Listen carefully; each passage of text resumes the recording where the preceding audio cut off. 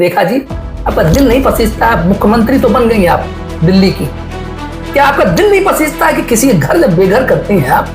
Chief minister साहिबा, आप महिला हैं, आप परिवार चलाती हैं, मेरा घर क्यों उजाड़ रही हो? एक तो आपने यहां घर उजाड़ दिया, उधर लोगों के सुहाग उजड़ रहे हैं। वादे भूल गई आप? चुनाव से पहले के जो वादे किए आपने, वो गरीब जिनके बलबूते पे आपने सरकार बनाया है, उन्हीं को टारगेट कर लिया आपने। उधर सुहाग और सिंदूर पे राजनीति हो रही है, यहाँ आप झुग्गियों पे खत्म करने पे राजनीति कर रहे हैं।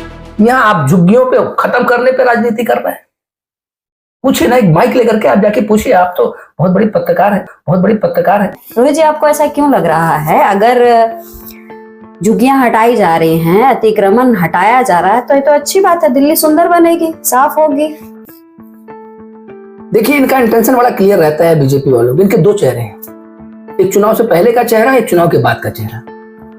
चुनाव से पहले का जो चेहरा है, इन्हीं झुग्गियों के पास जाकर के हाथ जोड़ते हैं और पैर छूते हैं, तो कहते हैं कि हम आपको यहां से हटने नहीं देंगे, यहीं आपको सारी फैसिलिटी देंगे, जो बेसिक फैसिलिटी है सारी चीजें आपको प्रोवाइड करेंगे। इतने बड़े बड़े वादे करते हैं, कितने झूठे वादे करते हैं। बड़े तो होते ही, झूठे इतने वादे होते हैं इनके।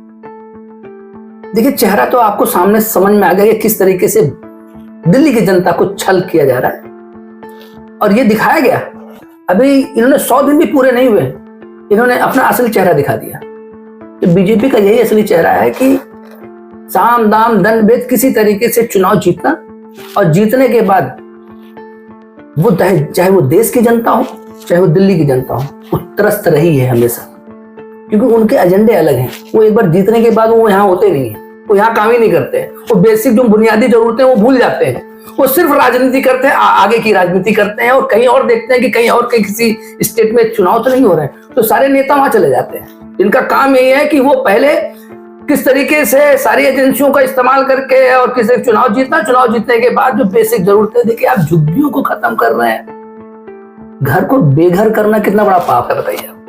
कितनी तरीके, कितना जुगत लगा करके वो एक घर बनाता है, एक छोटा सा एक गरीब, अब उसकी गरीब की गरीबी से साथ। लेकिन सीएम साहिबा ने कहा तो कि हम किसी को बेघर नहीं करेंगे, कोई परेशान ना हो, बोल तो रही है। तो बोल रही है, तो झुग्गियां क्यों गिरा रही हैं? अब अल्टरनेट अरेंजमेंट किया आपने कुछ सारी सुविधाएं दी, आपने तोड़ करके रोड पे खड़ा कर दिया। वो हाथ जोड़ करके गिड़गिड़ा रही है कि चीफ मिनिस्टर साहिबा, आप महिला हैं, आप परिवार चलाती हैं, मेरा घर क्यों उजाड़ रही हो? तो चिल्ला रही है, रो रही है, बच्चे रो रहे हैं, महिलाएं रो रही हैं। एक महिला होकर के दिल कैसा है उनका? दिल पसीजता नहीं है क्या? रेखा जी, आपका दिल नहीं पसीजता? आप मुख्यमंत्री तो बन गई आप दिल्ली की, क्या आपका दिल नहीं पसीजता कि किसी के घर में बेघर करती हैं आप? जब घर उजाड़ती हैं, वादे भूल गई आप? चुनाव से पहले के जो वादे किए आपने, कितना बड़ा छल किया आपने। घर को बेघर करना, खत्म कर देना, रोड पे खड़ा कर देना। उन बच्चों का पूछे क्या हाल, कौन ख्याल रख रहा है? लोग त्रस्त हैं। तो ये कहना कि हम आपको, पहली बात जो उन्होंने पहले कहा, कब से कब उस पे तो अडिग रही है। क्यों दिल्ली की जनता के साथ खिलवाड़ कर रही हैं आप? यहाँ पे वो गरीब जिनके बलबूते पे आपने सरकार बनाया है, उन्हीं को टारगेट कर लिया आपने, उन्हीं को खत्म कर दिया आपने। सारे अतिक्रमण आपने अतिक्रमण हटा के अपने लोगों को करने का जो प्लान किया है, ये क्या बचा है? सुंदर कैसे बनेगी? आप लोग ही कहते हैं। सुंदरता कहाँ हो रही है? सुंदरता ही तो नहीं हो रही है। इन्होंने तो खाली अपनी सारी चीजें ही अपने भाषणबाजी में करते हैं, इनके पास और कुछ भी नहीं है। आप खाली भाषण सुनिए, आप चीफ मिनिस्टर साहिबा का भाषण सुनिए, हर जगह पे वो कहीं झुग्गियों में नहीं जा रही हैं, वो कहीं वैसी जगह पे जा रही नहीं जहां बुनियादी जरूरतें होनी चाहिए, वहां नहीं जा रही। ये मंच पे खड़े होकर के भाषण देती हैं बस। तो मंच पे भाषण देना देते रहिए जो मोदी जी दे रहे हैं। एक तो आपने यहां घर उजाड़ दिया, उधर लोगों के सुहाग उजड़ रहे हैं, उधर सुहाग और सिंदूर पे राजनीति हो रही है, यहाँ आप झुग्गियों पे खत्म करने पे राजनीति कर रहे हैं। खत्म कर दिया आपने, सुंदरीकरण कर दिया आपने, सुंदरीकरण कर दिया। वो ठीक है, रोड पे खड़ा करके उन परिवार वालों से पूछिए कि कैसे वो एक ठेले वाला, एक रेड़ी वाला, छोटे छोटे रेड़ियां चलाने वाले लोगों में से पूछिए ना, एक माइक लेकर के आप जाके पूछिए। आप तो बहुत बड़ी पत्रकार हैं। आप पूछिए जाकर उनके दिल की बात पूछिए, तो क्या सोच रहे हैं आज। रोहित जी, सवाल ये उठता है कि लगातार, क्योंकि अभी एमसीडी में भी भारतीय जनता पार्टी है, तीनों ही जगह भारतीय जनता पार्टी की सरकार है, आप ही लोग, कल विपक्ष ही कहेगा कि अतिक्रमण बढ़ाया जा रहा है, भारतीय जनता पार्टी शासित एमसीडी ने भ्रष्टाचार को बढ़ाया है, लगातार सारी चीजें हो रही हैं, और आज जब काम हो रहा है तब जब रेखा ये भी कह रही है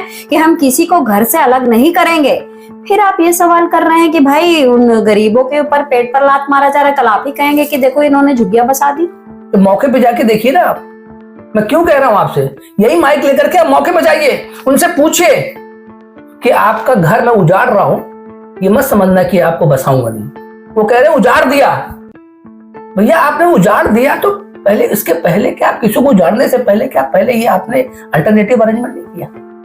आपने बसाने की बात करना है ना। आप जब तक कोई अरेंजमेंट नहीं हो जाता आप कैसे हटा सकते हैं, आप कैसे उसको बेघर कर सकते हैं जो इतने सालों से लोग रह रहे हैं। अच्छा, आपने आपके अपने चुनावी वादे कहां चले गए? आपने उनके साथ धोखा किया है, आप धोखेबाज हैं। ये कहने अच्छा लगता है क्या?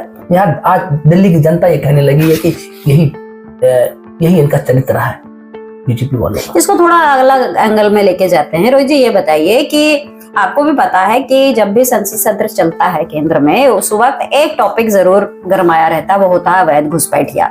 अवैध घुसपैठियों को लेकर लगातार कोर्ट भी सवाल करती है कि भाई कितने आंकड़े हैं ये बताया जाए, कितने हटाए गए, कहाँ भेजे गए। इस सारी चीजों पर भी नकेल कसने की बात हो रही है। अवैध घुसपैठियों को नकेल कसा जा रहा है उन पर, क्योंकि ये कहा जा रहा है कि इस तरह के लोग ही स्लीपर सेल बनने का काम करते। तो आपने देखा नहीं कि 2014 से लेकर के उन्होंने आंकड़े दिए क्या?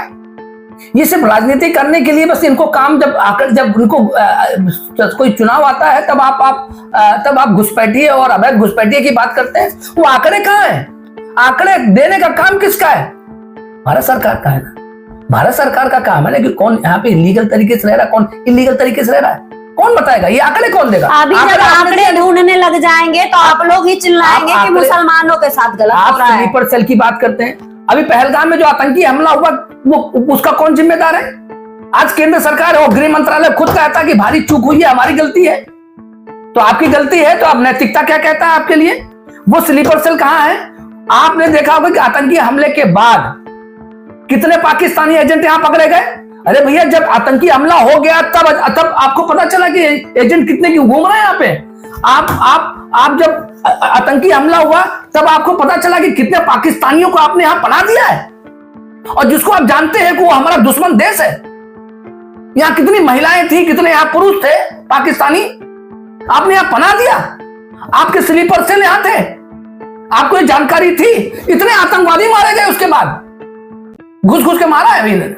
इसका मतलब है कि अगर हमला नहीं हुआ होता, आतंकी हमला नहीं हुआ होता पहलगाम का, तो ये तो खुलेआम घूम रहे थे।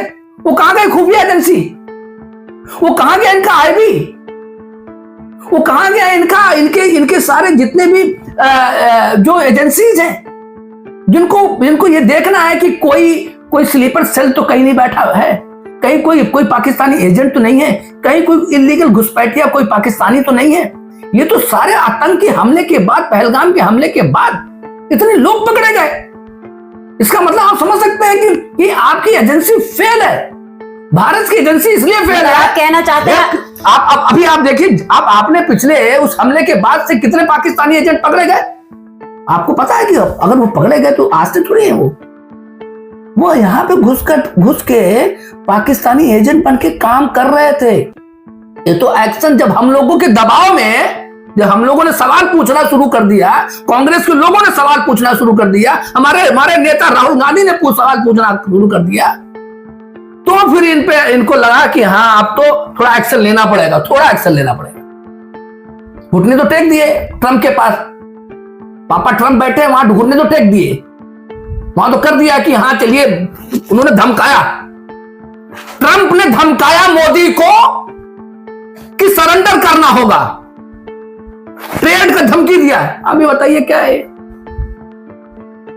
क्या चीज है? आपने हमारे मनोबल को गिरा दिया, हमारी सेनाओं का मनोबल गिरा दिया।